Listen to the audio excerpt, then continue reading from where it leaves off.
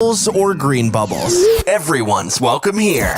This is The Hangout with Matthew Carter, Matt Evans, Roy Shapinski, and Tim Van Claveren. Directing the show is Joseph Meacham. Greetings, everybody. Welcome to the metaverse. Hello, good to be here. Welcome back. Yeah. Tim's already had. Since we were talking before, I have to show off my new case from Bear. I'm trying to convince Roy to buy one. When we meet up on Wednesday, I'll take a look at it. What makes it feels so comfortable? Oh, It's got like no branding in it. It's like a very slim case, but it's got some good drop protection with it.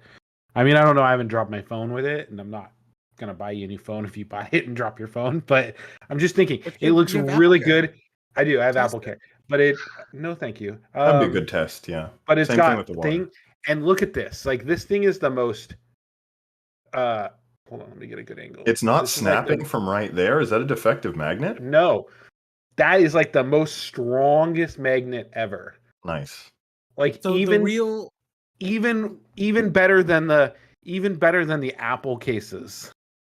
Like the real test is how well it holds up on my MagSafe charger in my car. And when I say holds up my MagSafe charger, not mounted like this, but when I'm sitting in my car on my lunch watching something and it's mounted like this. Oh, it's perfect. It mounts on my Belkin one, and yeah, it's amazing. So yeah. my question for you is how slippery is the case? Not very slippery, but it feels kind of like a silicone case at the beginning, but hard. So Okay. it's not soft or rubbery type thing. I mean, it does feel like rubbery on the sides and stuff, but I don't know. It feels so smooth. It to be somewhat slick on the back. It's the sides that matter. Yeah, it's just so smooth. But I just really liked it because it looked so cool with the black MagSafe on the back. How slick are the sides on the Phone Rebel case? They're not bad. Like I still have it. I'm not going to get rid of it. But I do like the sides of it because they're kind of curved in and stuff like that. Mm. So, it's better than all the other clear ones that I have. So I'm a little disappointed that Bear Armor one doesn't have as much of a see-through on the Apple logo, because that's one of the things I like about clear cases is being able to see the Apple branding. Like, oh when you held yeah, it up to the camera, I couldn't see it. yeah, you can't see it at all. You can't see it at all, even not on camera. But I can just like literally like that. It makes this little hard to say. Let me see if I can do it on the. Oh, Did his magnet just fall? No, I had to get my hand right. you're trying to get that noise. The satisfying sound it makes. But the Rebel one, the Phone Rebel one, slides off so easily, just like all the other clear ones do. And this one's kind of got like a little edge around the back of it too, so it kind of, but literally like, I mean, yeah. That looks pretty I secure. wonder if the Frosted Rebel has more of a grip to it, so that things don't slide as much. Could be. Did you get you got the frosted one like too, right? I actually got both, so we'll see which one I like and which one I don't like, or maybe I'll keep them both. Who knows? What you need to understand though is that frosted one is frosted see-through on the back with a red MagSafe ring and red edges, and I feel like that fits me.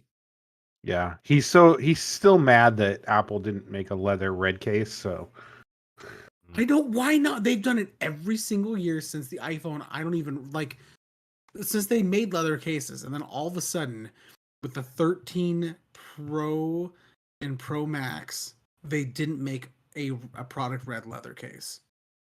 Why do you think they didn't make one this time as opposed to all of the other times? They didn't make a lot of like, even in their refresh for their holiday season or for their winter and spring refresh, like they didn't even make leather cases for it. So I'm thinking it's just because of supply and demand. So we should see fall cases or summer cases soon. So Be interested to see because all the spring ones went on sale on Amazon. So that's usually like a good point that Apple's getting ready to refresh their case lineup for their summer colors. So I'm really hoping for spring colors. I'm really hoping for a blue leather one. They had a really nice electric blue one a few years ago that I was just like really in love with, and yeah, then they never did it again. So I was really disappointed. But how's everybody else doing today though? Doing good. Tim's Tired. living the electric dream over there. Tell the audience what you got. Yeah. I got in the mail today this letter that says "Kiss your gas goodbye." I got. That was the stupidest joke ever. I signed up for a ChargePoint account. Because you bought an. Well, what's ChargePoint, and why did it sound like Matt didn't like ChargePoint?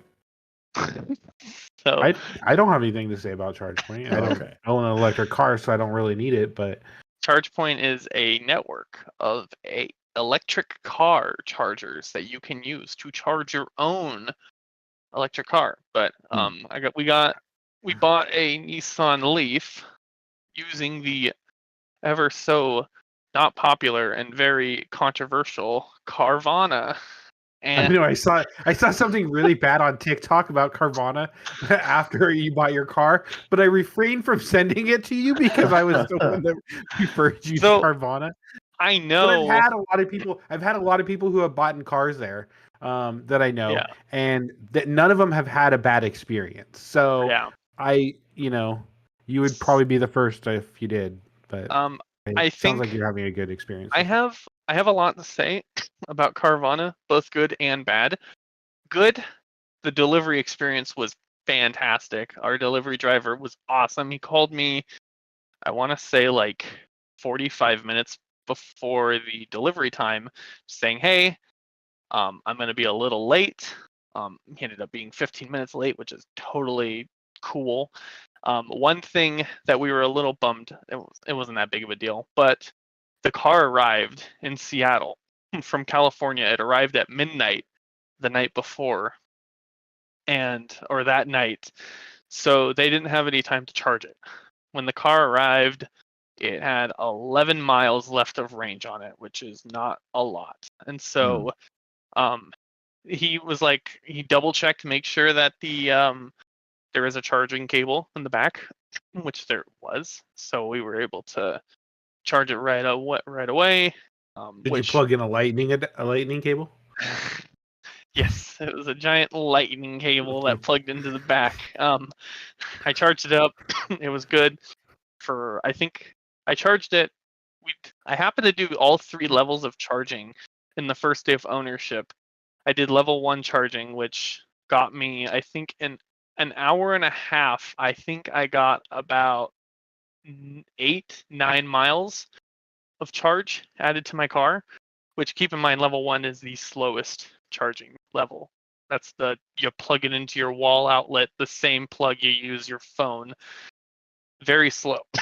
Must be using USB 2.0. It's not 3.0. It's very slow. I think the guy told me that it can take up to 3 days to charge a car from 0 to full. It takes a long time. It's not fast. That's like get home after work, plug it in, and then just leave it for the rest of the day kind of thing. It's like you'd use it once a week kind of a thing.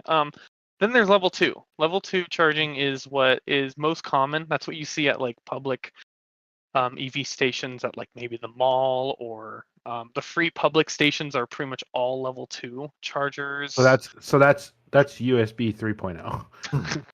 That's like I think you can get, it's rated, I think you can get 1 hour gets you 20 miles roughly. That's about what level 2 does. And then there's level 3, but mostly known as DC fast charging. DC fast charging, aka USB-C. is the fastest.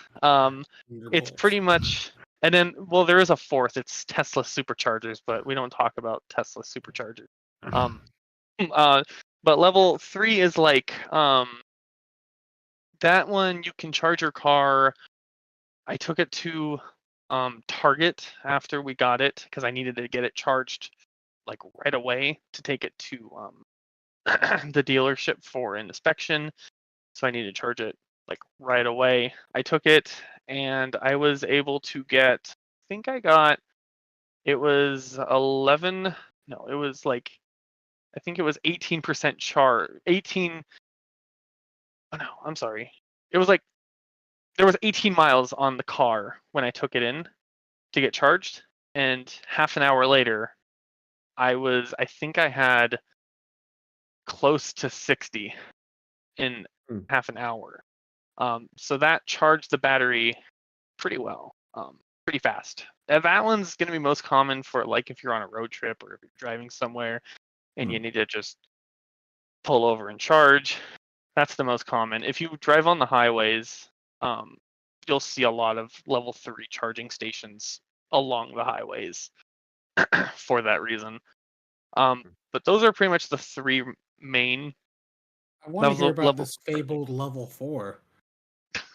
The Tesla supercharger. The reason why it doesn't really matter is because, well, you have to own a Tesla to have it, and then Tesla can decide to ban people from it. So it's like the VIP club. So if you're in a level 4 supercharger, you've got it made. Soon you say the wrong thing on Twitter, and bam, you're automatically banned from Tesla charging stations. So how fast does a Tesla supercharger charge a Tesla then? Probably like 30 minutes. Yeah, 30 minutes I think can get you like half a tank, something like that. Ridiculously fast. So I have to kind of along the same topic, but I was watching TikTok before we got onto here, and there was this guy that was filling up the back of his bed of his truck with gasoline. He put a tarp in there. Did you see that? I did.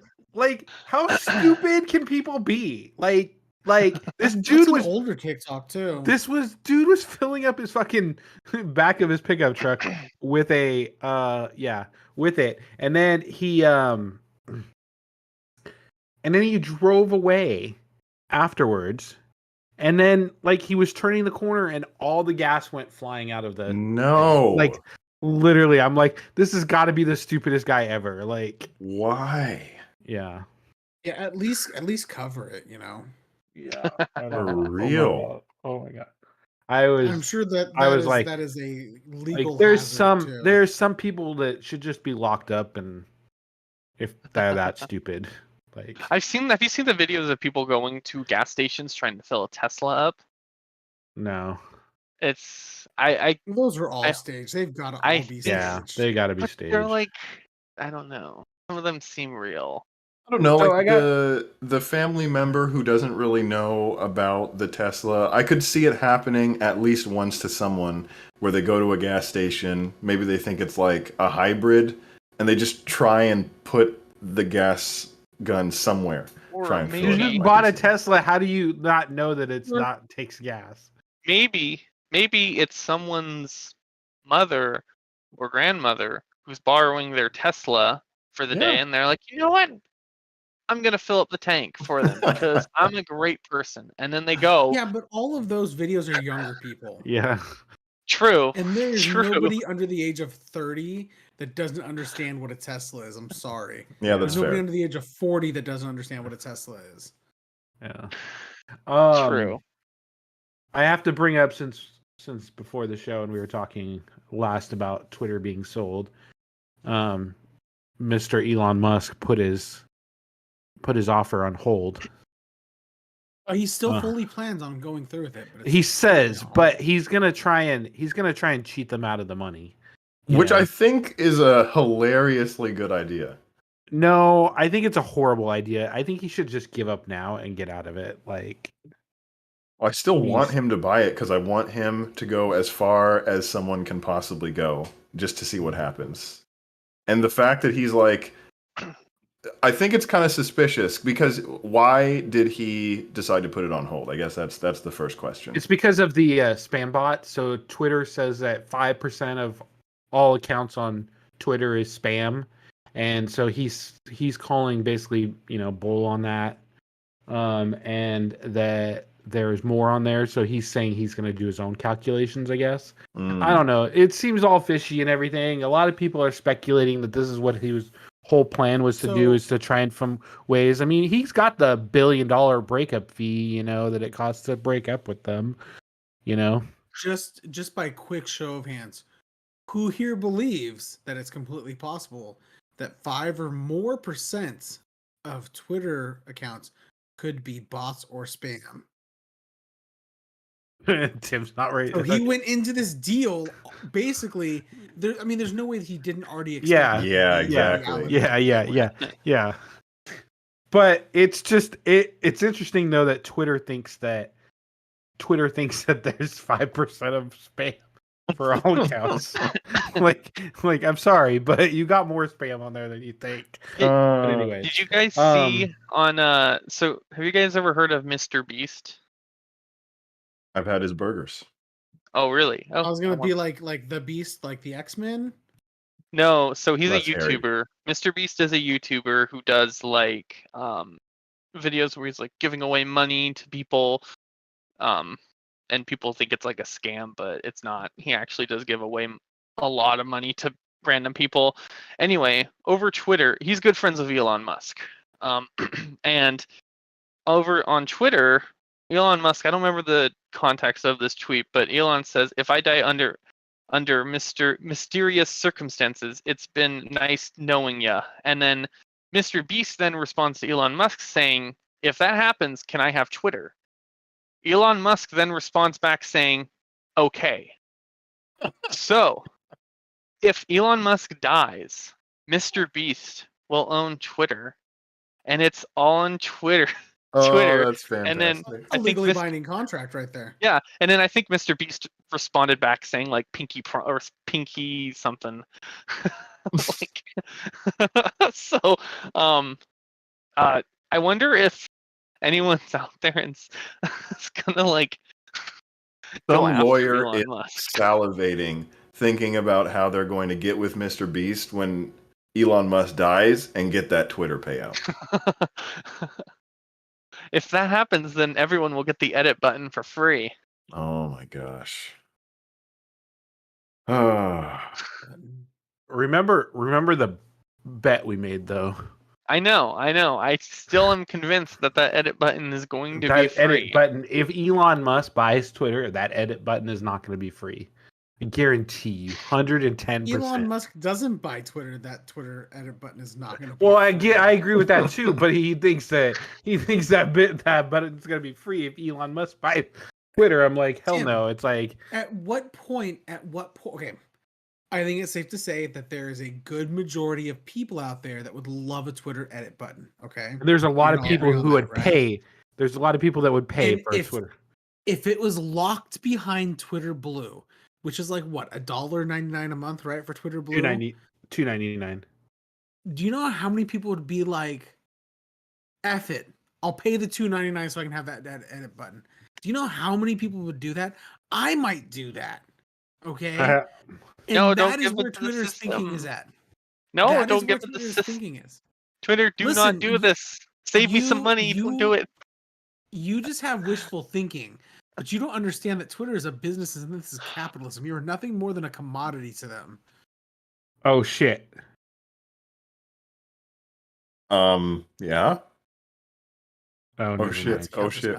There was a new thing under labs. I just checked. There was a new things under labs, and I'm like, oh shit, it's the Twitter button. It's the Twitter button. But no, you can upload longer videos for 10 minutes long, and then there's also 1080p video uploading. Twitter didn't have 1080p video uploading? Yeah. Well, I don't know. It says limit how Twitter uses so you can limit share your favorite moments in 10. Yeah. Share your favorite moments in 1080p. All right, so I guess videos before that. It's not worth it, Elon. Don't do it. This is it. Don't do it. But Back I was checking to see if it was under there, if the edit button was under there. So Breaking news on this podcast: we find the edit button that some developer just accidentally. I know. I enabled. was like, well, no, Someone because could it's supposed to be publish. under there. So Hey, Someone but actually- you can connect your crypto wallet and say your NFT is your profile photo if you have Twitter Blue. I mean, yeah, you could do that before. damn, though. where's the sign up button? Weird. There's so far only one person I know of that does that, and that's iJustine. I don't And you can think I know change your custom icon. I don't think I know and they anyone have else who seasonal. owns a funky monkey. They have seasonal icons too. Oh my gosh. Hard to tell. Oh my gosh. Next they're gonna say metaverse and I'm gonna quit Twitter. Tim, did you know Steam has like custom avatars and profile background pictures and mini custom profile pictures and stuff? Did you know that? Yeah. Yeah. Can you imagine how much money Steam makes off of creating that market for people to buy those things? They did the exact same thing with the stupid trading cards. They You know how did. many you know how much money I spent on trading cards? I back hope in- zero. A lot. No, this they're was not back in, real, like- Tim. I know. I need to get those badges. And then I did that for a long time. Oh man. And then I think it was 2017. I think when I started my career, I was like, wow, this is stupid. And then I just never did it again. Like I realized, oh, this is really dumb. Why do I do this? Now, what happens if they make those cards NFTs that you can trade with people outside of Steam? I bet you would love that. No, I would not. All right, fine. All I'm saying is Twitter will make money hand over fist by selling basically anything to people on Twitter. True. Yeah, people will buy anything on Twitter. Especially businesses. How many Oh, businesses have yeah. like doomed themselves by sending out a tweet that they wish they could just like edit really quickly and just forget about it. It's over. I just have to What? show you- Oh my God, he's doing Yeah, it. it's Baby Hero. Yoda. So it's Ben. Baby I Yoda. gotta move the microphone up. It's For all Ben. our podcast listeners, Matt is revealing the Star Wars wall. Yeah. You can check out my We could just do this for the rest of the podcast. Like I'm down for watching Star Wars. yeah, and then we Mystery get Science then we Theater get 3000. in trouble for it. Get a What if we copyright all strike. want- Disney. No, Disney is cool with people doing stuff like this. They don't tell No. anybody. What if we all watch Star Wars off screen and we're just watching it and then we just tell the timestamp for It's everyone like a to watch party, along? yeah. Yeah. That'd be cool. So I just have to mention that though, because this weekend is the launch of Obi-Wan on Disney Plus. So when I saw Obi-Wan on there, I was like, oh. So if you don't know, I have two TVs. I have this one over here that you can kind of partially see, and then I have one over here. And this one now plays Star Wars 24/7, 365 days a year. Hold up. Do you leave it playing while you go to bed? Yeah. Do you keep the TV on? Sometimes the TV goes dim, but yeah, for the most part. I feel like So it has been turning off though. I have to go in and turn on the setting because for some reason the Chromecast turns it off. So, but you live in a Best Buy. You're Chromecasting. yeah, Like Apple TV it. I couldn't get it to work I on. feel like you're messing with the ecosystem. No, you I had tell to. me you can't buy it digitally through Apple. You can, then but you play. can't. You can, but then you have to sit there and press play every time you want to do it. You can't sync it. So what I did, You can't write some found tvOS app or something. well, there was a lot of limitations to it because of Apple on how you can access files and stuff like that. So what I had to do, it really crazy weird how I did it, but I did it with an Android app. So I built an Android app. It would be hard to explain, and I really don't want to give it away because I don't know if I'm getting in trouble for doing this. But anyways, so either way, I have it playing 24/7, 365 days. It's all offline too. So I built an app. It's basically a player, and then it Oh. loops a playlist. So I have all the episodes, and then it loops a playlist. So and it even goes through the credits and everything, all the way to the very end. Starts out at the very beginning. So yeah, Very cool, Matt. It is really cool. I got the idea from Casey Neistat because he in his New York studio had a computer that played The Godfather in repeat. Basically used as one of his screensavers, and then it just turned into one. And so anyway, so I got the idea from him. I like Star Wars, and I will never get sick of Star Wars, even if I just sit there and watch I just turn over and look at the. If you really cared about Star Wars, you would get like the Clone Wars and Rebels and get everything in chronological order, all the movies, all the TV shows, and just play that. Well, I can still do that. I just didn't own all of them, so it was hard for me to do that. Have you heard of this thing? It's called the Pirate Bay. Yeah, we talked about LimeWire last week. No, You LimeWire can is be a an Star NFT Wars fan, source. but you That's don't true. own It's just all- really. I can buy it, but I had to rip it from. I had to basically rip it from disc in order to get this to work right. So, anyways, I got it. It's working for the moment. It didn't work for a while. It started crashing every time it was playing. Like 10 minutes into it, would crash. So, and then I did some research and figured out why, and so that's why I'm not sure. Android? Well, no, it's because of something else. But anyways, I don't want to get into that because I don't know if I'm doing something wrong by doing this on how I did it. So Speaking of Android, it is 8:34. It's about. it is. That time. That's a good transition right there. So podcast time. This Google I/O is very, very interesting. I'm curious to hear your guys' opinions about it. yep. Got that intro ready?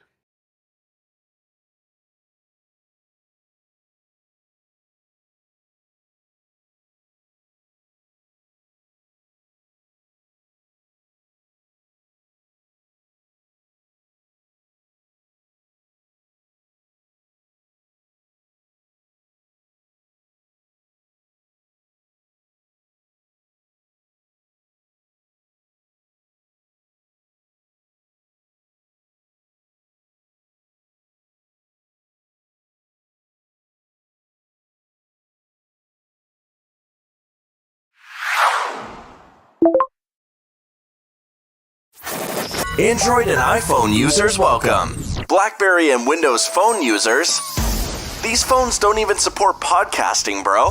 The podcast going beyond the headlines. This is the Gooplycast. Here's your host, Matthew Carter. Hello, everyone, and welcome to the Gooplycast. We're live on Twitter, Twitch, Facebook, and YouTube. And you can check out all our podcasts on all your favorite podcasting apps. With Except us for tonight. Facebook. No Facebook? Facebook has bowed out of the podcasting. So at the end of I think it's the end of March, you can no longer find new episodes on Facebook. That's so sad. We won't have our audio versions in the metaverse from here on out. Look at Sorry, Tim over Tim. there. He's like heartbroken over it. I've seen Tim so distraught. Well, it's a pleasure having you here, in the last few weeks of Facebook podcasting. We got Matt Evans. Hey, Matt. How's it going? Going good. We got Roy Shapinski. Hey, Roy. Good evening. And we got Tim Van Claveren. Hey, Tim. Hello. The new electric version of Tim. We should call him Electric Tim now. Is it because of that very, very luminous light in the background that makes him look like Cyborg? I'm That not so that sure about that. that and he has an electric car. Oh, it's the EV. Okay, I mean, that makes complete sense. Tim has direct- changed. Tim has Huh? changed. I just want to say Tim has changed over the last 6 months. Like he's all in on iPhone and the Apple ecosystem, and he's got an electric car. He got a Mac Mini. He made a new Cooking with Tim He made a in new the Cooking last with 6 Tim. months. We need an Wait, electric more? version of Cooking with Tim. Cooking Like with cook Tim out of the EV. back of your electric vehicle. Yeah, Oh my gosh, no. Grill fajitas or something.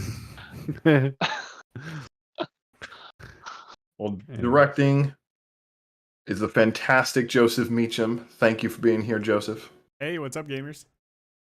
Hey, It just sounds so much better when Joe's here. Like, right? Everything is so much better with Joe around. yeah, Oh, shucks. We haven't experienced one issue since being on the podcast. No audio issues, no frame rate issues, nothing. It's been crystal clear so far. So thank you, Joseph. Now that you've said until he that, tells Comcast is us gonna that he die. forgot. Yeah, until he tells us that he forgot to push the live button. Oh gosh, yikes! Can confirm, I pressed the live button. Okay, that's good. Yeah. Okay, then it's gonna be Comcast. They can't. So- They can't stop us anymore. Joseph is here, but maybe they are trying to tell us something. Maybe they're trying to tell us that I should get an iPhone, and then once I use an iPhone as my daily driver, then Comcast will no longer break for us.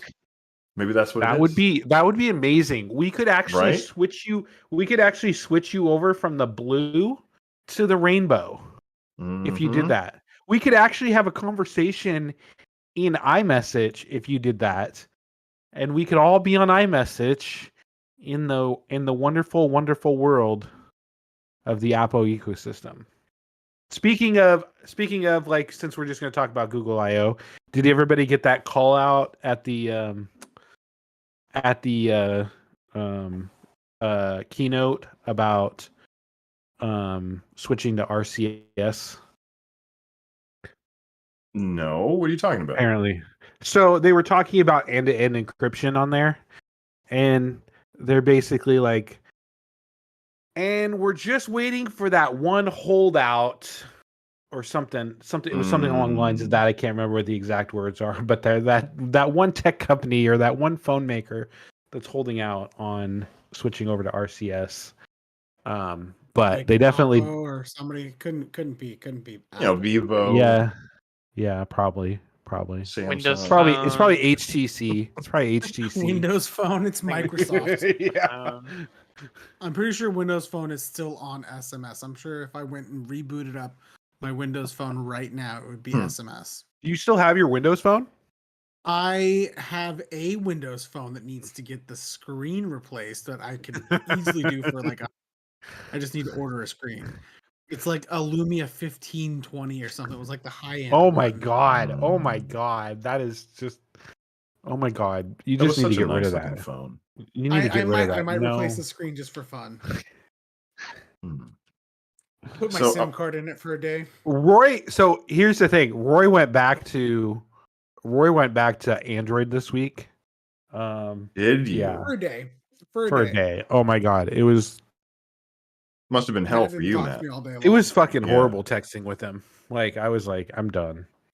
He texted me like twice. I did. He texted me and it showed up in a green bubble and I went boo. And that's Oh about my pretty much all I said to Roy for that day.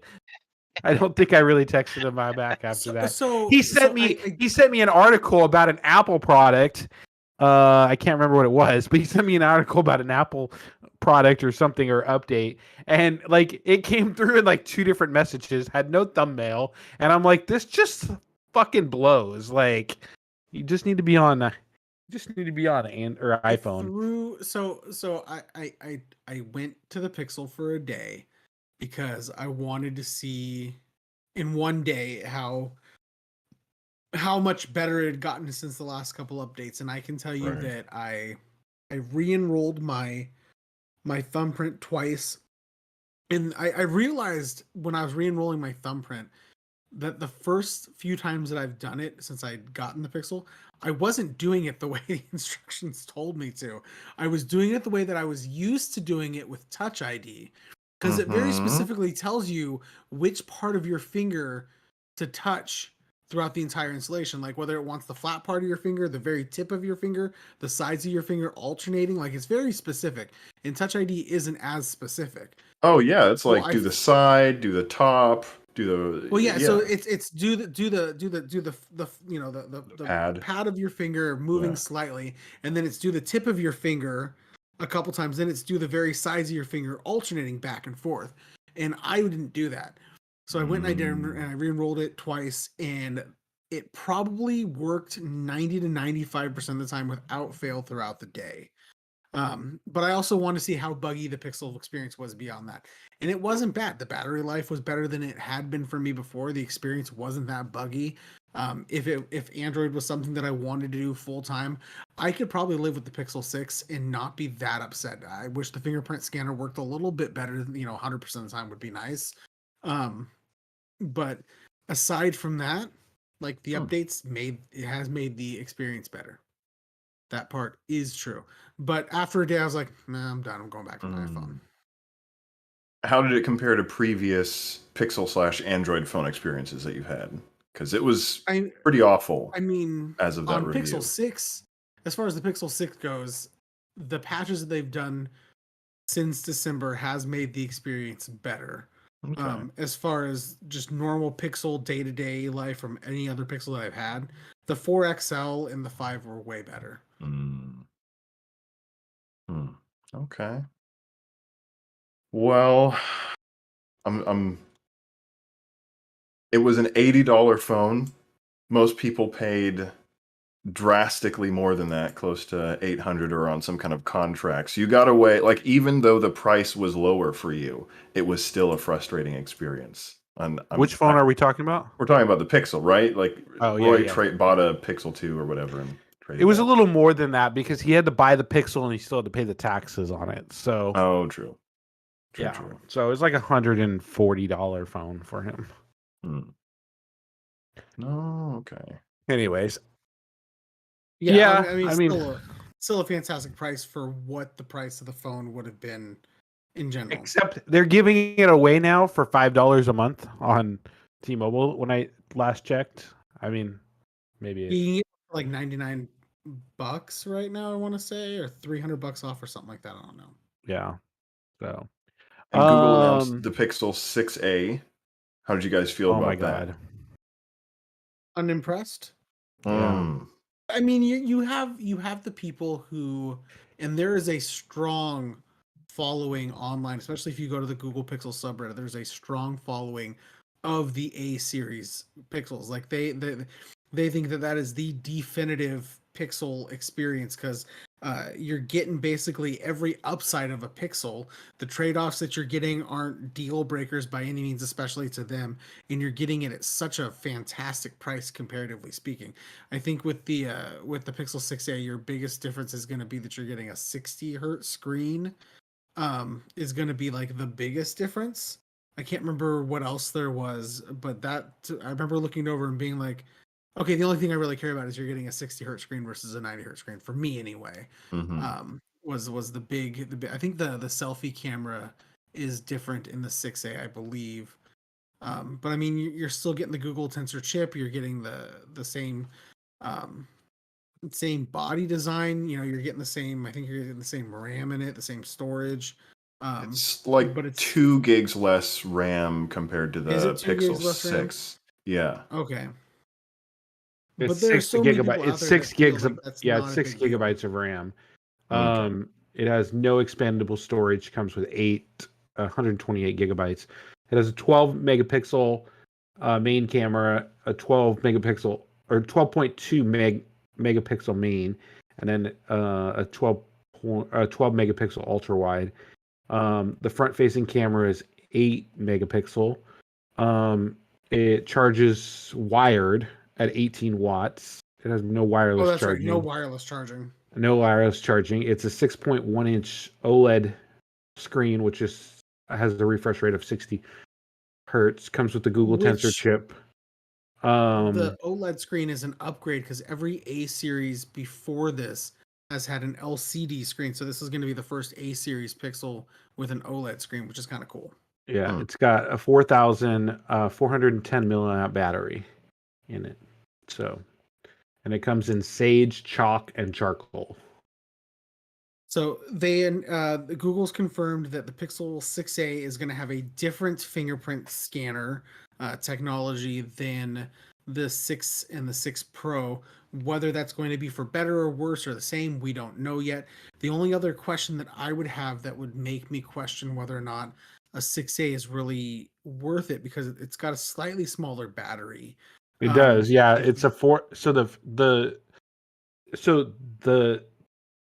Pixel 6a has a smaller battery than the 5a, which had 4,680 milliamp battery. well, Hmm. wasn't the 5a. Wasn't that a bigger? No, that's something in the 4A 5G. Yeah, no, it was this. It's about the same size. It's a 6.1-inch screen. So Which for could both be of them, fine because they have the tensor chip, and that's going to help with some battery management. they But said, okay. Oh, we lost Matt. Oh, God, I'm so He angry. froze. I'm sorry. Hold on, and then he just froze. While we're waiting for him, I'm just going to quickly say, the one thing that really sucked about the Pixel 6 series is the modem. The modem sucks, and it wasn't battery efficient. And if you go into your battery usage, it always had the network between like 27 and 34% of your battery usage, which is stupid. That's huge. Yeah, it's huge. It's the biggest cause of battery drain on the Pixel 6 series, and it's still that high even with all the updates. Although my battery wasn't dying as fast as it was before, so whatever they're doing, it's working better. So I hope they have a different modem in there, because the one in the 6 was not good. So if they're going to put in a worse battery with the same modem, they're going to run into some people who are going to be very unhappy with battery life on the 6A. Mm. I'm hoping they went with a different modem with the 6A for the sake of the A line, because like I said, there's a very, very strong following online of people who are all about the A series. Ever since the 3A, it's been like the talk of the town, and you don't get the mainline Pixel, you get the A series because it's the best value. And with OLED, it's a good value. Yeah, for sure. But though I think that 449 for the 6A compared to the 6 isn't that big of a discount to compel me to go with the 6A. I feel like that's because not. I want to say when they discount. introduced the 3A was like $399, or maybe that was the 3AX. So I can't remember which one was which. Yeah. But $399 could have gotten you a Pixel 3A, one of the 3As, and that was a heck of a deal for the Pixel 3A. Yeah, I feel like that's 4A. way better. Yeah. Even if it was even if it was, because you said it's $449, if it was $399, it would be a no-brainer to get the 6A, in my opinion. Looking at the differences between the 6A and the 6, for me personally, not being somebody that uses Android very often, if I was looking to get a Pixel right now, I'd go with the 6A, just because it's cheaper. It's not something that I'm going to use in my main device.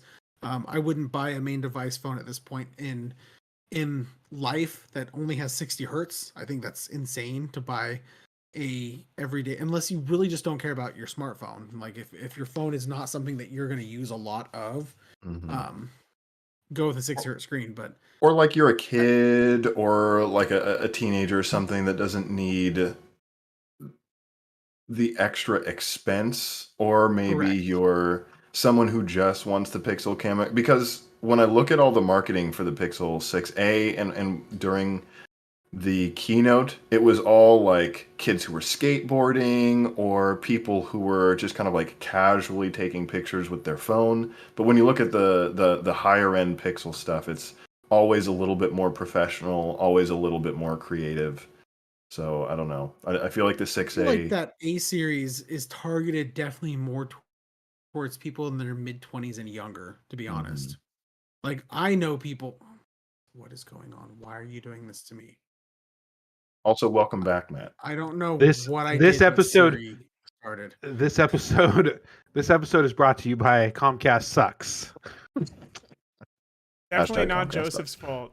Definitely Comcast. It definitely not your fault. No, I don't know what happened. Like, I was literally talking did you ever watch that episode of Star Trek where they're Picard, Picard, Diana Troy, and Geordi were all in like a shuttlecraft, and then like everybody stops except for like Deanna Troy.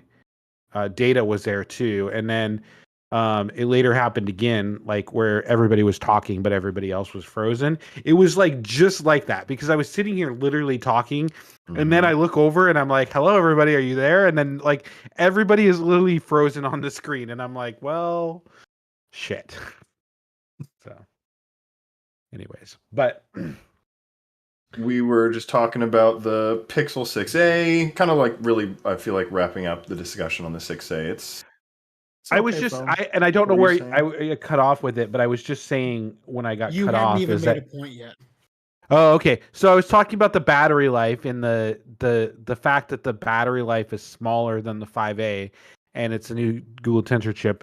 Fact is, I haven't really used the Pixel 6 since like the latest update, but as of the last one, which I think was a January update when I used it, like the battery life hadn't really improved. Like it was pretty much the same. I felt like I didn't have terrible battery life in it though, because I did have it, but I know a lot of other people had it. So I'm just hoping that with the Pixel 6a, the fact that they're putting in a smaller battery life, that I hope they have done a good amount of testing with this, especially since they're putting in a new chip. Now, new being that it's going to be the first time that it's going to be powering the 6A, so it's still going to be kind of a first line product, in some ways, because it is a different phone. So I really hope that Google learned from the Pixel 6 because, that was a horrible launch of a flagship phone. So, and I hope they push out updates on a regular basis to both the Pixel 6 and the 6A, being that they're flagship phones, well, soon will be the Pixel 7, but. Well, new fingerprint sensor, new 6A, and so that you guys forget about just the 6 entirely, they talked about the Pixel 7 and the Pixel 7 Pro. This is what I don't like. Here's what I don't like is when they tease a new product, but then they don't tell you much about it at all.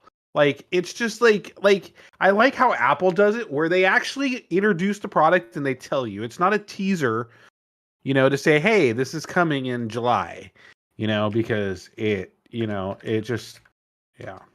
How long have we been waiting for the Apple Car though? Apple hasn't officially teased it. That's just what the people are getting. Like, I think they have a car in a garage like one or two keynotes ago? What are you talking about? They don't tease it. We're not seeing it. We don't acknowledge the existence of the Apple Car. They have not officially acknowledged it. So, yeah. So I just, and the fact that they launched I mean, the Pixel Watch. Okay, I mean, we all knew it was coming, but is everybody okay? We just go to the Pixel Watch. Pixel Watch, yeah. Okay, yeah. So it just looks cheap to me. Like, I never owned a Samsung watch or anything like that, but the way it looks like this, it looks cheap to me. So I just don't, it is thin. Like it's a lot thinner, I think, than my Apple Watch looks like. If you look at it, my Apple Watch is got a fairly big thing on it, but my Apple Watch can probably do a lot more than, Android Watch can do. But it just looks cheap to me. I don't think this looks digital cheap. crown. I think it looks sporty and matching with Google's kind of like fun, playful design. I wouldn't say that it looks cheap. I just I think it looks. I think you do. You're right. I think it's so. Okay. I think you're right. Sporty it looks like, but I mean, it doesn't look like you can change the watch bands. You can. You can. Yes. Okay.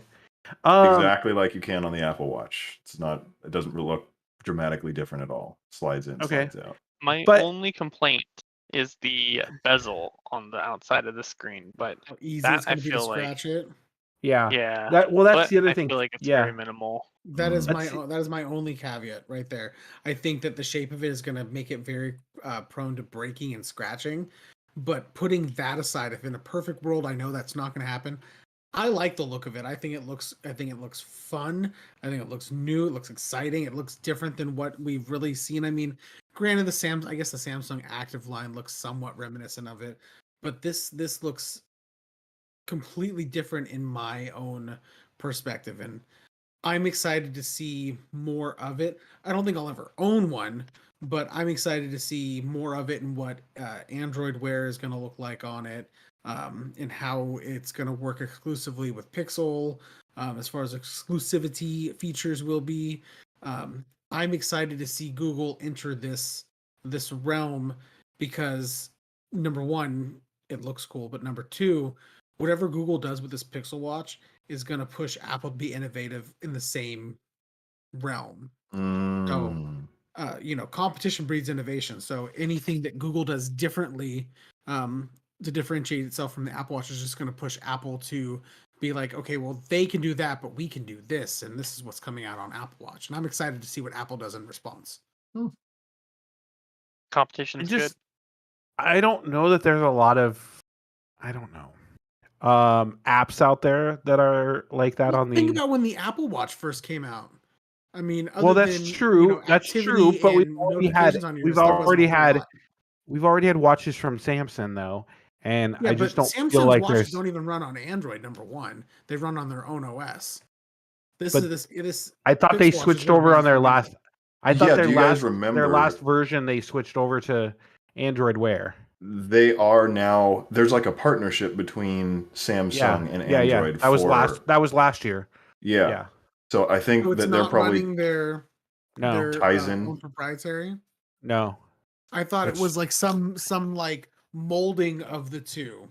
No, last year it might have a skin over it, but I think it still runs Android Wear. So, I don't know. You're right. I mean, it's new and stuff like that. I'll be interested to see how it compares to the Apple Watch. I don't. Again, I'm like Roy. I'll never own one. Even if they were like $199, I would probably not own one. You're right. The Galaxy Watch 4 does run on Wear OS. Yeah. Mhm. So, I'd be interested to see what they do with their Fitbit integration, because I know they talked about Fitbit integration. I'm wondering how much the watch is going to have integration with Fitbit and what, stuff they took from Fitbit to introduce into it, because I mean, that's pretty much the reason they bought Fitbit, is to create their own watch, so it'll be interesting to see. I had a Fitbit for a long time. Nothing that had a screen on it, and mostly was just there to take steps. But I had that all the way up until I got an Apple Watch. So I think it looks cheap. That's just me, I guess. But I share Tim and Roy's thing on the edges too. That I feel like it would just be really easy to scratch, and stuff like that. Thankfully, I haven't scratched this. I think it'll just be dependent on what version of Gorilla Glass they're using and what kind of protection of the screen they're using, to see how it feels. But I don't know. We'll see. I agree with you. I would go so far as saying I think this watch is hideous, and I would not want one at all. I mean, we all know what I said about the Pixel 6, and the camera bezel, and and the look of it. So I mean, we'll see, like how I see it when we need to see more of it. And I would agree with that.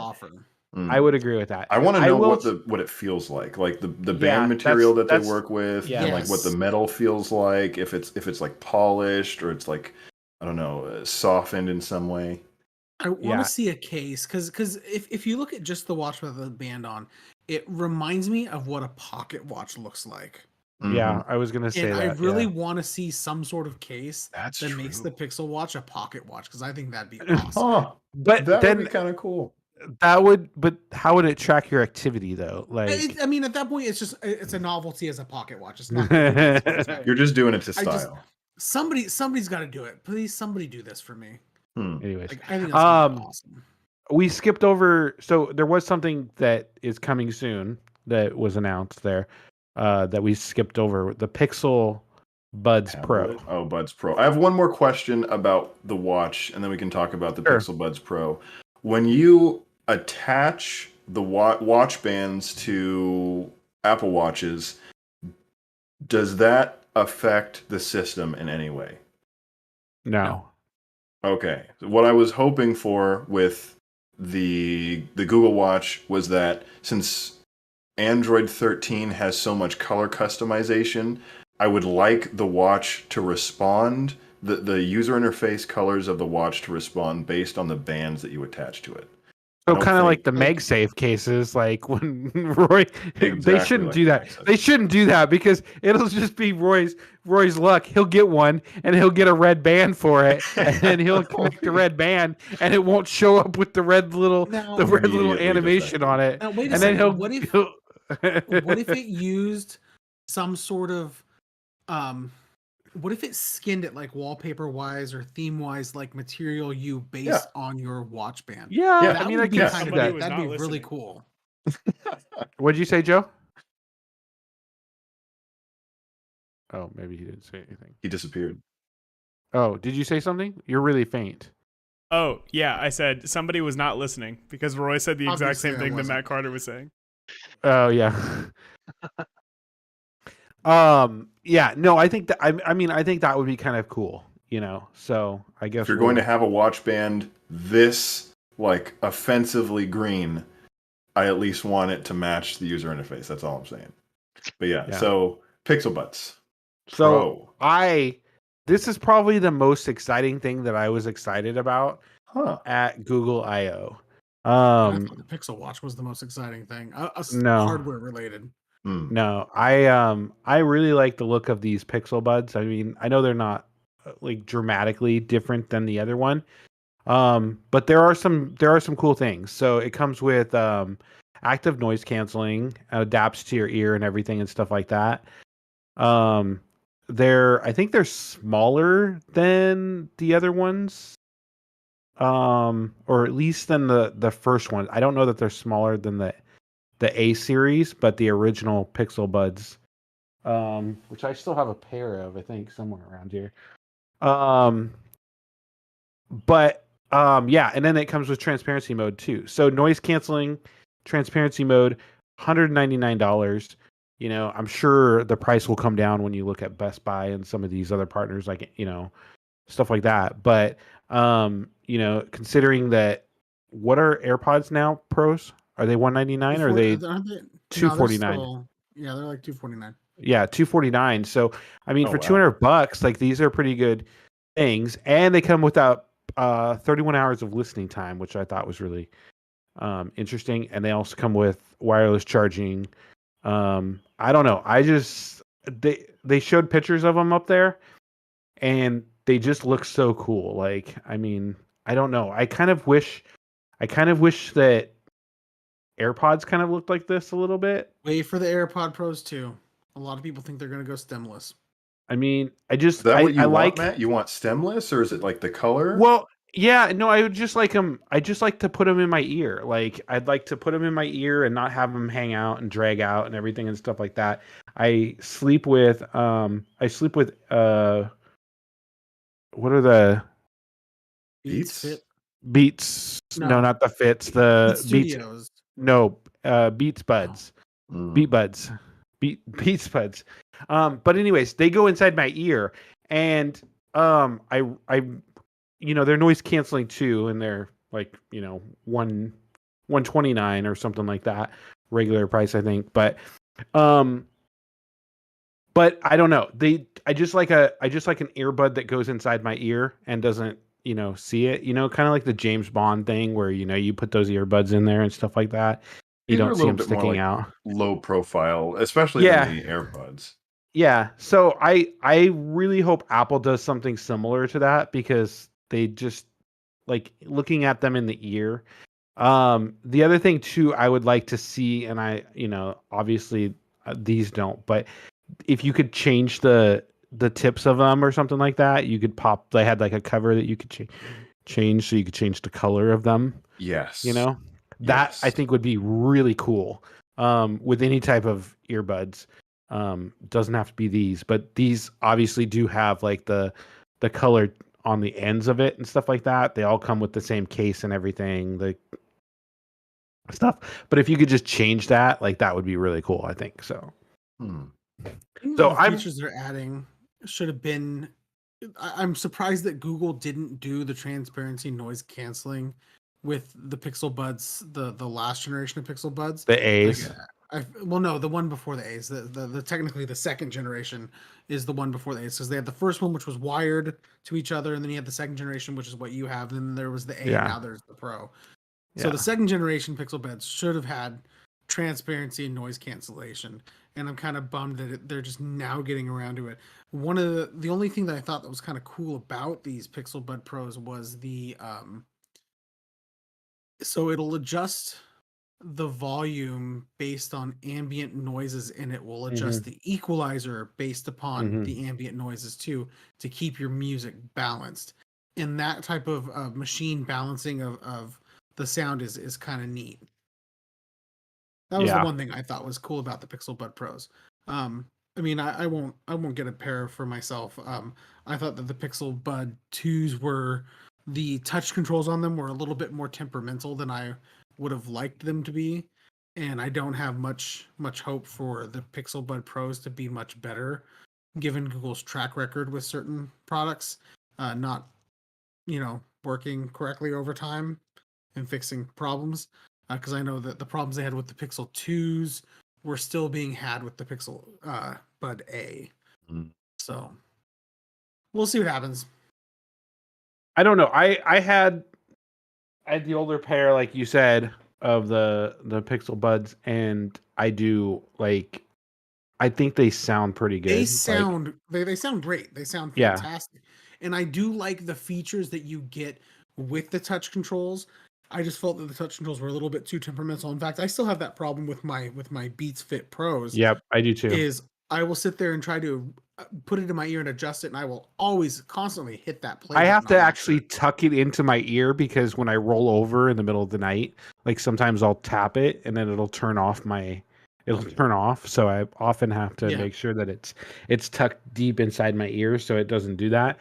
But yeah, it definitely. Yeah. So, and I like that it's, got wireless charging. I mean, I know some of the versions of the AirPods don't. I know the AirPod Pros do and stuff, but I think that's just the way to go with everything is wireless charging. So, and I wish they would do that with Beats, because, I mean, who wants to plug shit in anymore?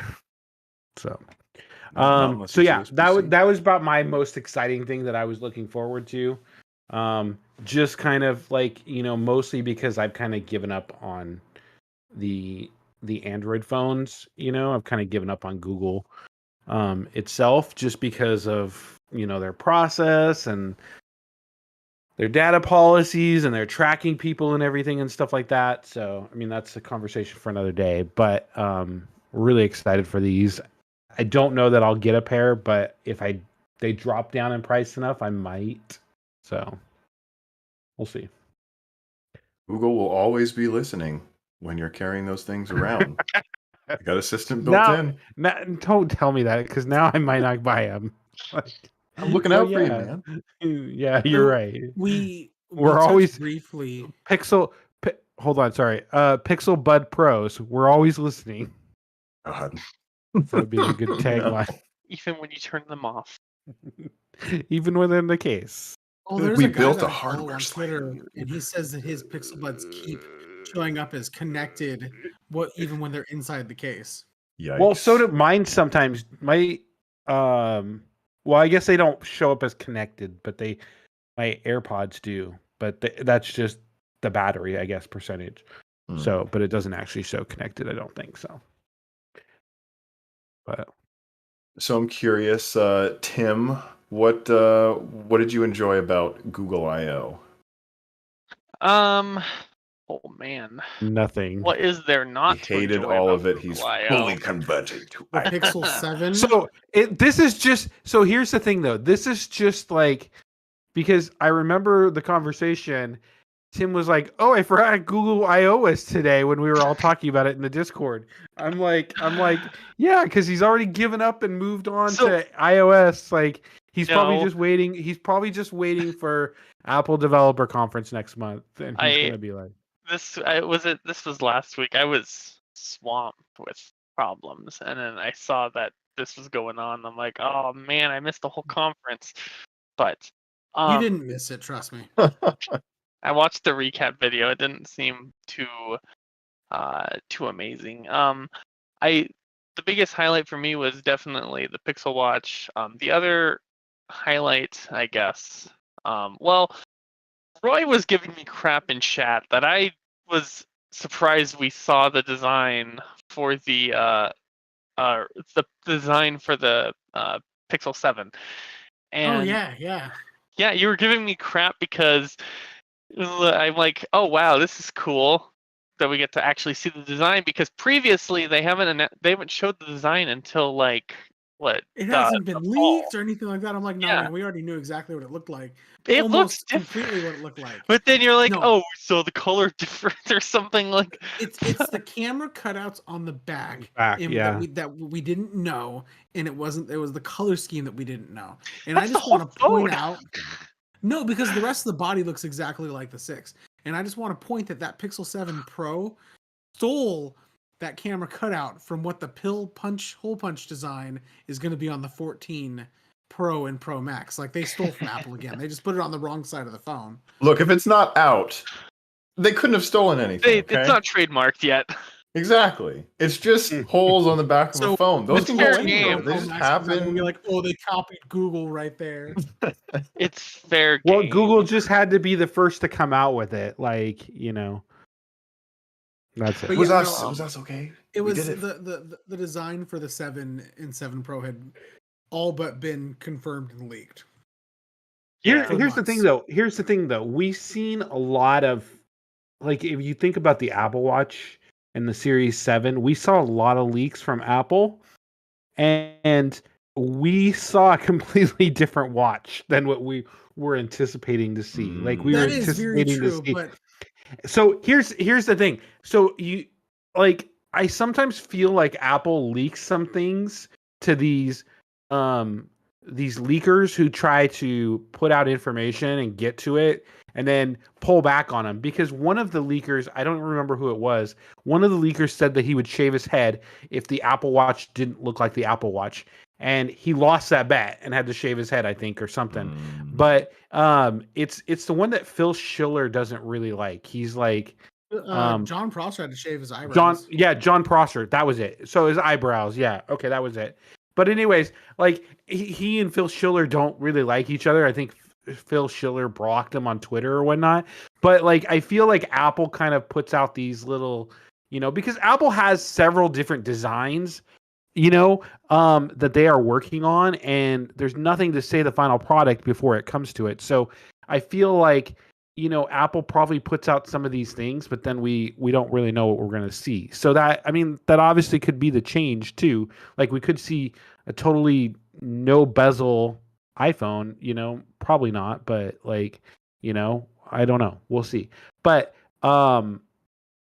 yeah, I feel like some of these cutouts are just like leaks or things that they're putting out there so that people think that's what it's going to look like. So Google has a very well-known track record of being 100% leaked before they announce the device, though. oh yeah, Like, it's definitely. been that way since before the Pixel 4.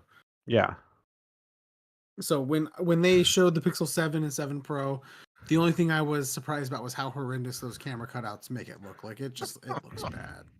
It You don't looks like an the look old of the school Pixel 7? HTC phone for some reason, like a HTC M8 or something like that. Oh no, the Pixel 7 is beautiful. It's such a mature design compared to the 6. Anyway, so what else did you like about this, Tim? The final, I guess, I don't know if I'd say the final thing. The other big thing that stood out to me is the revival. That's right, Google's bringing back dead products. The revival of Google Glasses, but they have eliminated everything about it and gave it Google Translator. Oh yeah, I saw that. The Google's AR glasses for translating languages. The- Let's just pray that they fix Google Translator just in time for this product to be Isn't released. this the product though? Isn't this the product they said they were in early stages of, but it's not supposed to come out till next year? I think so. Yeah, because I don't even see anything on it about the website, but I think this was something that they were talking about early on.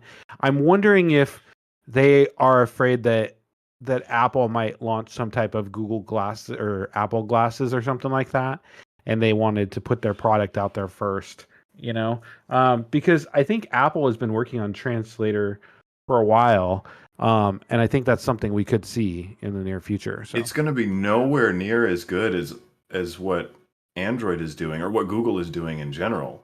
Because, like, I saw the Google Glasses thing coming in some form at the start of the Google I/O because, like, almost every software product they talked about, whether it was Maps or the updates they were doing to Translate or the updates they were doing to Google Docs, I was like, this would be perfect for AR glasses. If you have Maps with, like, information embedded into the map, and you can use your phone now to look around in 3D space, and there are these little markers that can point you to locations of interest. That would be great for augmented reality.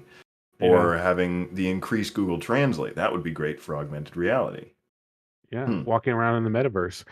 Exactly. There's a good point to that. You put the earbuds in, and then Apple's always listening, and you put the glasses on, and Apple's always watching. Boom, right there. Although I don't think it has. I don't think it's gonna have a camera. I think so. Speaking of the updates to Google Docs, I think one of the coolest things that I liked about the Google I/O was the too long don't read thing that they're bringing to Google Docs, which is really cool. I am very excited to see this work in a more widespread real world scenario and see how well it works or how well it doesn't work. But essentially, it's going to take the Google Docs document and give you a TLDR summary of the doc based on what the AI reads and summarizes the thing for. And obviously, putting together this TLDR on Google Docs has much more widespread applications that it can be applied to once Google really works out the kinks to it. I mean, think about the summaries that you can have on your web browse searching that Google itself can do a TLDR for a website description to narrow down your search better. Yeah. I'm excited to see the future of that. I thought that was really cool and where it could go in the future. Because that was the most exciting thing for it's me. text, and Google is so good at just parsing text, crawling websites. You could have TLDRs. So, like, the way that they showed it off was they had, like, well, you could have a 25-page document, and we'll give you a TLDR that fits on one page and gives you all of the highlights of that document, and it'll be, like, easy to glance through. You could apply that to websites. You could apply that to things like Wikipedia. You could apply that to things like chapters in books. And emails, exactly. That was super. I was very, very excited about that. I was surprised that we didn't see any updates to Google Fi. They've been slowly like updating the policies for Google Fi. Yeah, and I just thought that they might announce some type of new plan, some type of thing to boost Have they people to traditionally move. done something like that at Google I/O though? Have they traditionally pushed Google Fi? They haven't really, but we haven't seen much since like really it launched. Like it launched as Project Fi, and then it switched over to Google Fi when it went out of beta. And like I think it got a new plan at that point or something. Like they introduced like an unlimited plan, I think, or something. Yeah. But that's about all we've seen from it. I would have liked to have seen, some type of like family plan type deal or something, just because we're seeing a lot of wireless plans out there right now. Plan. Do they? Oh. Yeah. You can bundle multiple people together and get discounts on that. Huh. Google should have gotten all of those cell towers that, what was it, Dish Network or whoever Well, Got- and like, that's they should've- that's what I thought they were gonna do. But again, I don't think they. I don't know. I just. I mean, Google doesn't seem to be interested in making it more than what it is. And I think Yeah. that that's a smart idea because we already have these 3 huge carriers and Comcast didn't want to do the carriers. same thing either. Comcast didn't want to do the same thing either because they've got Verizon on them, and they've got that big network. So they weren't interested in it either. So it was interesting that neither Comcast nor Google wanted to, buy that Sprint, spectrum that was available. But I thought we'd see something new from them on it. Like I was kind of anticipating maybe that, there would be some type of deal or something, like maybe even that you can sign up in store somewhere, like they partner with, some other. They are opening a new Google store in what is it, Brooklyn? Yeah, another one in New York. What about all the other places? Like, like Anywhere I else get there's it. a Google campus, for example. Yeah, like Kirkland, Washington. I mean, it doesn't have to be Kirkland. It could be Seattle, but anyways. Seattle or Bowie would make the most sense, let's face it. Yeah. Yeah. So, but anyways, I mean, it, definitely, like, I mean, it would be nice to see something, Is the Pixel Watch? Do we have any idea if that is like Wi-Fi or phone connection only, or if it can? I don't think we have really Have a they data showed off connection? a They didn't- little bit they of showed it- features, but they didn't Yeah, go they into didn't- detail on it. They didn't go into any of the specs on it, so they said it's coming in July and they'll release more details on it. So I'm sure we'll see more on it. I have to admit, I have to say that they're probably going to have a wireless plan for it. Yeah. I think it would be stupid if they didn't because the Apple Watch allows you to do that, and they would be way behind the times. I don't know if the Samsung Watch has a Wi-Fi. They do. They have There's a a wireless and a cellular. wireless and Yeah. a Wi-Fi version. So Or GPS and a cellular. yeah. So anyway, so I just think that would be kind of cool. But again, yeah, I didn't know they had a family plan, but still, I would definitely like to see, some improvements to Google Fi. And now that you're saying this, I hope they start to. It would be interesting to see them blend in Google Fi with the new hardware they're making, like the watch and Yeah. maybe the glasses. If they're going to do Google Translate in the glasses without having it be connected to Wi-Fi or cellular. But if they advance that technology, then you could get like built-in Google Fi with your glasses or something like that. They have the platform. They might as well use it. Yeah. Or the tablet, the Pixel tablet they're releasing. The I not wouldn't even talk about that. That was not exciting. no. Oh no. I mean, come on. Like, I mean, nobody's gonna buy a Pixel tablet. I'm sorry. Listen, the only thing exciting about bringing out the Pixel tablet is the fact that Google seems to be going more all in on their own ecosystem setup. And Yeah, that's the you're right. That's the only exciting caveat of the Pixel tablet. Not that the Pixel tablet is exciting, but the fact that now they got the watch, they got the tablet, they got the phone. They're Don't forget the pushing Chrome OS Chromebook. in Don't a forget the lot more Chromebook. ways that they're going to be expanding how much Chrome is used and can be used. That Google seems to be doubling down on their efforts to compete with Apple as an ecosystem of their own right. And I agree with that. And we don't really see Google work very well with itself. There's like lots of overlap with certain products that they have. So it feels like they're in early days with their own ecosystem building. So I'm hoping to see that since they're releasing so many of these new products, that we'll finally start to get some cohesion between all of their home stuff, all of their mobile stuff, and I don't know, whatever else they come out with. Like their home controls are pretty intuitive on the Pixel. Your Pixel Buds pair just as seamless as your AirPods do. And it functions very similarly to the way that the AirPods would with the iPhone. I imagine that your Pixel Buds will pair just as seamlessly with your Pixel Watch as it does as your AirPods do between your phone and your watch. I just see that being something that Google will do automatically. So they're getting there. They're definitely trying to make the ecosystem more substantial. Because I think they're learning that if there's one thing that Apple does to keep its user base loyal to them, it's get them trapped in the ecosystem. Once you're trapped in the ecosystem, it's hard to leave. Mm-hmm. Mm-hmm. They haven't Hmm. built So- the cult though.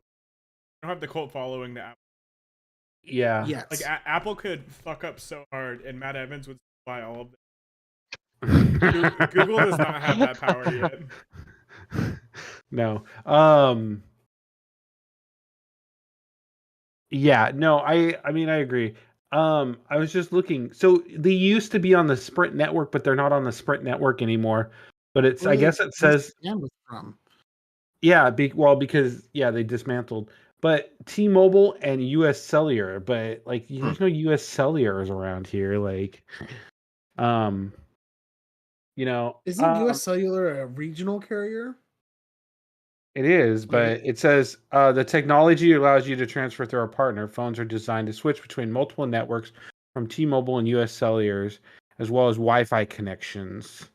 But like Google does, or like if you go to Comcast, like they also allow you to connect to any of the Comcast Wi-Fi locations. Which, if you have a router and you have it turned on, like every place is a fucking Comcast hotspot. Like, so I don't know.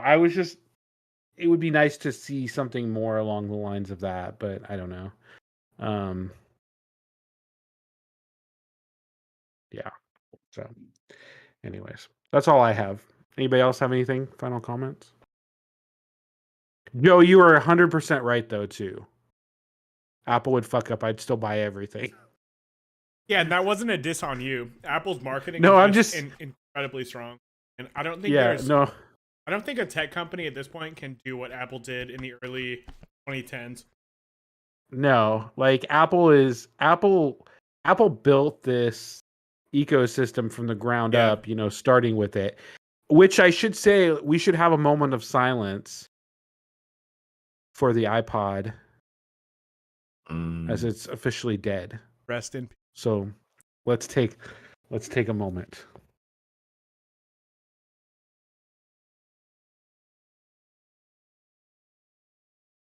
Right. I was gonna suggest Tim make a montage video with that "I Will Remember You" song. You know what's funny is right after that announcement happened, I immediately messaged my manager because I want to say 6 months prior we came up with a new process of replacing all of our digital cameras with iPod touches, and the reason for that is so then we can have them secure and everything. And they work awesome. Like we've had them in place for 6 months and they've been awesome. As soon as that news broke, I sent that story to him and he's like, crap, okay. And then he had to buy, I think, like 40 of them. Damn. This is a 30 gig iPod. What a gorgeous. See myself. Look at It's still that. look at that connector. Sorry. There's 30 a pins. strong reflection on that iPod. Just an That was FYI. that's my like late middle. Always wanted. Yeah. And it's got a 35 millimeter head jack at the top. I Oh. used to listen to Owl City through that. Yeah. I owned both types of iPod shuffles. I had an iPod Classic, and then I also had once upon a time the This iPod is a classic. Nano, the short fat one that could play the video on the widescreen. Oh yes. I Love hated that thing. one. It was you liked And then it. I also it was had a so Zoom. ugly. Yeah, it was was so ugly. cool. No.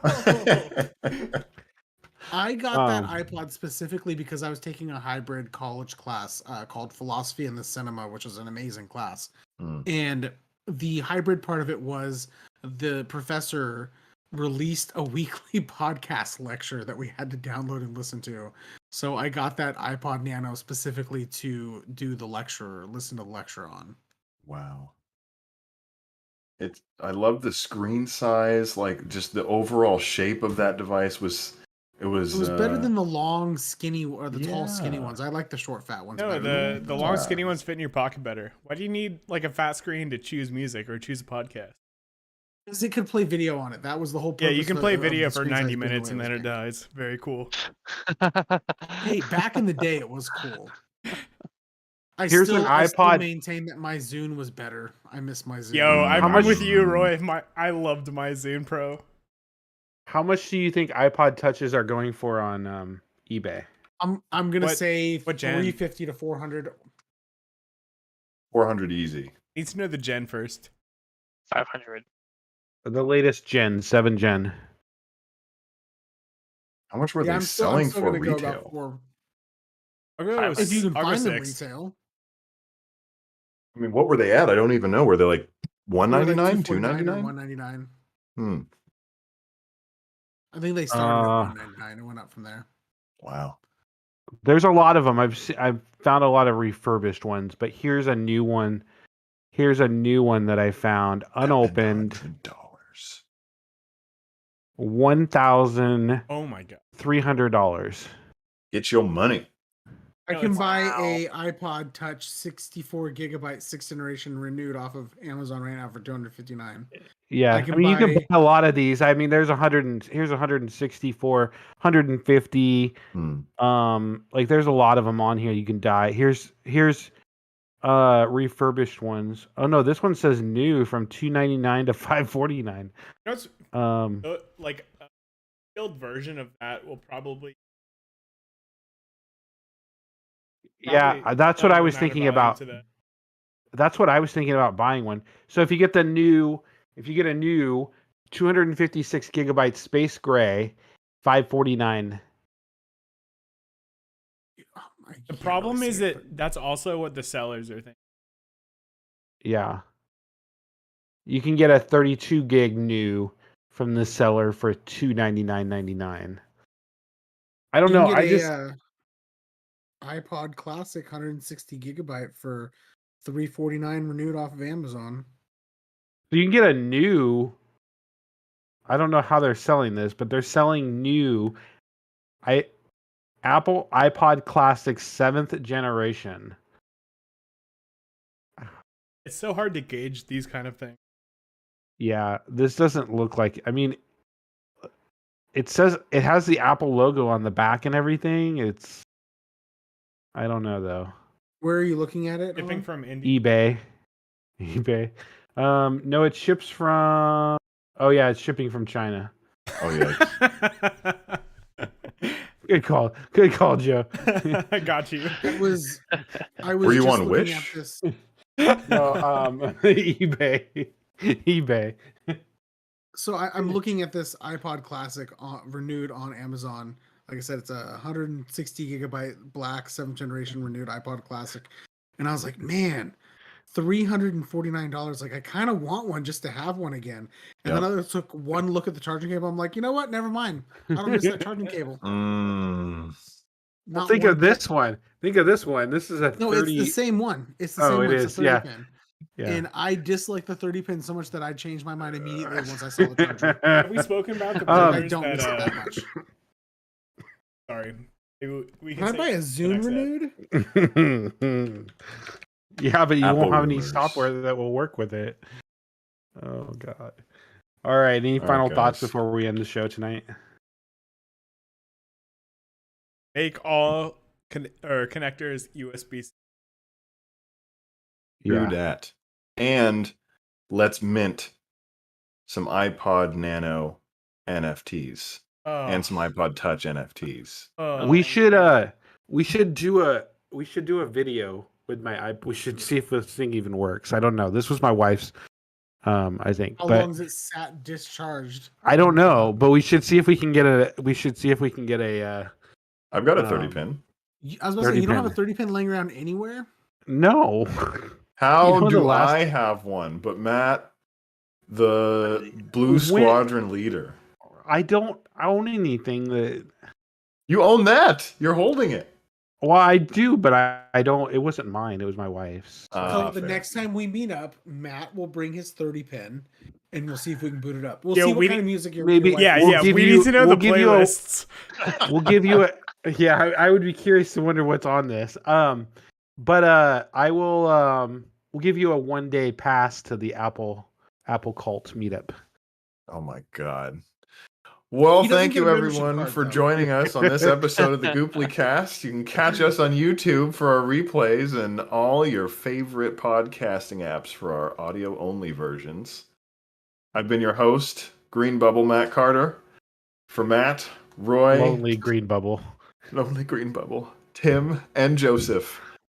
Thank you so much for watching and listening, and we'll catch you next time on the Gooply Cast.